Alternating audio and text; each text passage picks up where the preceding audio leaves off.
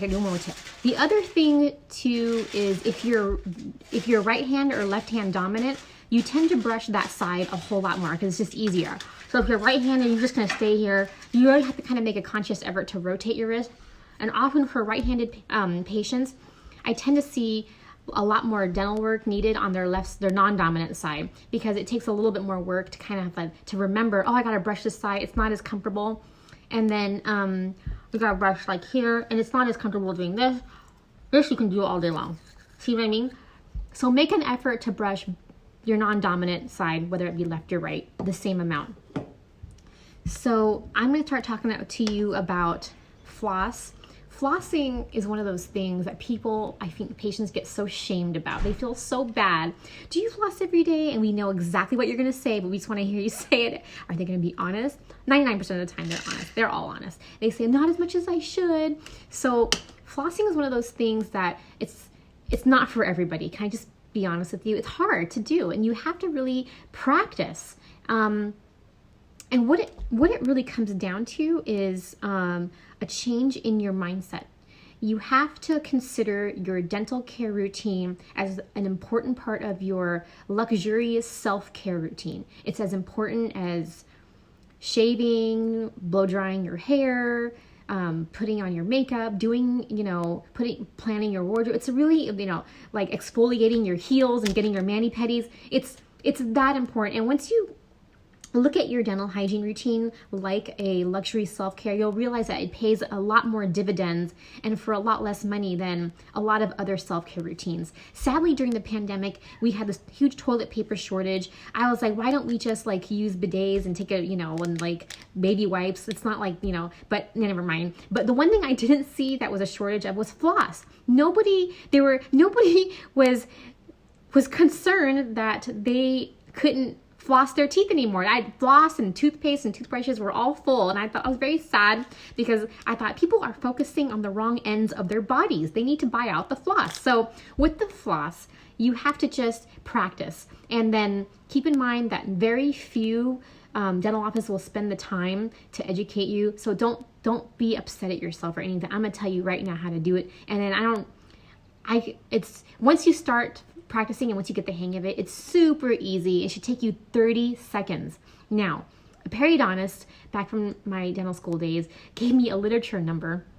He said, you have to floss your teeth between each teeth 4 times per teeth. That's 8 times per teeth. That's the research value. Well, just to start out, just don't do that.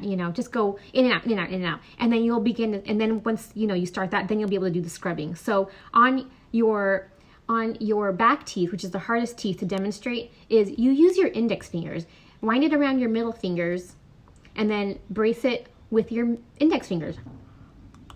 It's really a lot easier than using your thumbs. Really. So try it. Just try to floss your teeth with your, but you can floss your front teeth however you want. Down, middle fingers.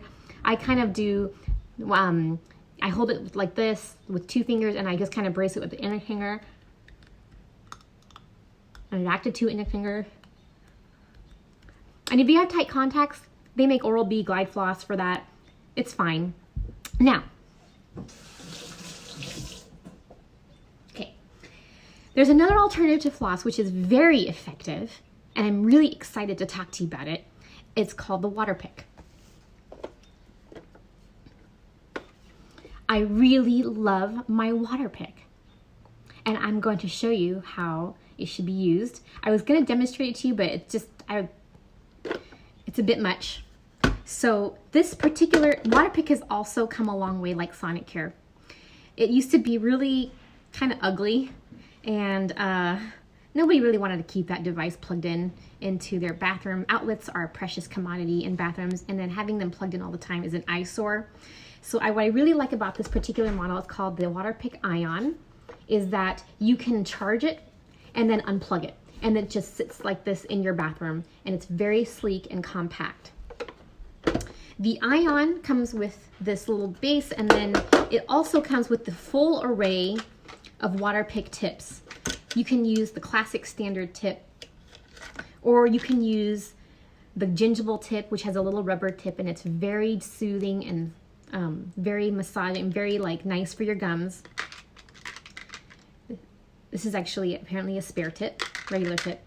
This is a really cool device for if you have teeth supported with implants and you can't take the teeth out. All your teeth are stuck on implants. This is where you put the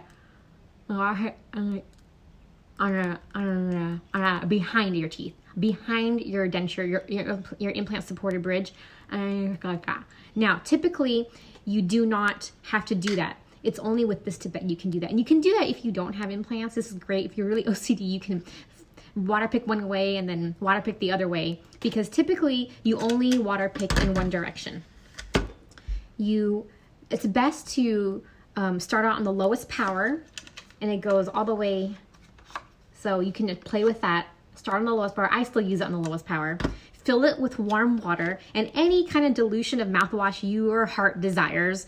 And then as you stand over the sink, you keep your eyes pointed down so you don't, if you turn it on before you're ready, then it'll just make a mess. I've done that before. But if you keep your eyes pointed down and then you let it just drool into the sink, it won't make a mess at all. And just remember to turn it off before you take it out of your mouth. And you only Waterpik the cheek sides of your teeth. You run it along the gum line and you don't touch the teeth. You can if you want to, or you don't have to. I don't. And then you just kind of let it, and you can go back and forth. Now, in order to rotate it, you hold it inside your mouth. And then the meantime though, you point your eyes down to the sink, and that way you won't make a big mess, okay? They make a handheld Waterpik, which is too heavy for me to use, which you can use in the shower. And it's not too heavy. I just need to work out. And then, and that way you won't make a mess no matter what, because your shower is wet. And they also make a couple of really cool tips. They make a tip for braces. So you really have no excuse, orthodontic patients. And it has these little bristles in there, and you just go along your brackets, and it gets all of that stuff out. It's wonderful. And they make this other tip. I don't remember, I think this is for your tongue. I don't remember. It's fancy. And then you make this other tip. This is also, I don't remember. This is also very fancy, but it's also got a little brush. And so you can experiment with all of those. So I highly recommend the Ion. It's on Amazon for about $90, or at Costco. You can ask your dentist about them. It's super easy to keep clean. I never wash the inside of it with soap. It just stays really nice and clean. I've been using this for months. It will stay fully charged with nightly use for about 2 months on lowest power. It's great. Okay. I think I just about covered it. If you have any questions, just comment below. I went over it really fast. So the $1 million question that you guys are probably wondering, and it's legitimate, is, well, if I do all of this stuff, if I like this, and then I like, I buy the fancy toothbrushes, and then I Sonicare, or if I don't have thin gingival biotype, then I get the Sonicare. But if I have thin gingival biotype, I get the Nimbus on Amazon. I learn to floss. I buy a copper tongue scraper, and I gag myself twice a day, but I have a like lovely light pink tongue. What's that all going to lead to? Is it going to be worth it? Because ultimately, the test of whether your hygiene works is if you have bad breath in the morning. And I will tell you, it is possible to really not have obnoxiously offensive breath in the morning, because at night when you sleep, you don't really secrete saliva. Well, ironically, you drool. But you don't secrete a lot of saliva, but you drool. I don't understand that. But and the amount of you don't do as much, movement at all, and you don't really have as much swallowing reflex as well.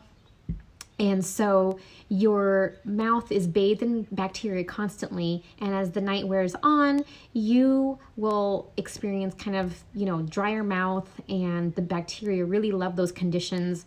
I mean, what's not to love? My microbiologist and immunologist teacher back in dental school always said that bacteria loves a dark, warm, wet environment, and that's your mouth. So they're going to multiply a lot while you sleep, and they smell. Bacteria smells. That's what your body's way of saying, oh, you need to clean me. So I will say personally, I don't really have any issues with it. I know this because I'm married, and he's still married to me. But I just don't. But you have to be consistent. You have to consistently apply the things that I have taught you over the last couple minutes, and really begin to start seeing some dividends. And once you, and some of you might actually have to go to your dentist first and get a head start cleaning where they scrape the gunk off your teeth and then you can start fresh. Now, that is a relationship between you and your dentist. It's very important to go to those appointments, you guys, because there are so many connections between your mouth and your body. It's insane. I was reading this book that I was talking about when I was really, when I was talking about nebulizing, and the doctor that wrote it, Dr. Thomas Levy, he was just recently on a podcast on Spotify, got a lot of listens. The podcast name on Spotify is called the Freedom Health Network. It's like a green logo, and got fascinating conversation. But as a cardiologist, he states in his book, and many cardiologists have found this, that the bacteria that promotes the buildup of plaque in your arteries, so plaque in your arteries that causes atherosclerosis, which is the stuff that makes you get a heart attack, is the same plaque that they find in your mouth. Many of the same species of bacteria in your mouth are found post-mortem on autopsies in the very same clogged arteries that might have caused this person to have cardiac arrest and have a heart attack and die. So this is serious stuff. I mean, however, do it for the morning breath. Do it for, because, it's not fun to sneeze into your mask if you still are required to wear one, and then you realize, oh my gosh, this mask is disgusting now. Do it for your health, and if you become like a dental hygiene snob, I guarantee you'll never turn back. And you'll only ask yourself, why didn't I do this before? Why didn't I start any of these things before? And start slow, I didn't start doing the Sonicare dry brushing, tongue scraper, flossing, being picky with my toothpaste, and then eventually just doing baking soda, Waterpik, special mouth. I didn't start doing that overnight. So a lot of my patients just struggle to even brush their teeth twice a day, let alone implementing these other things.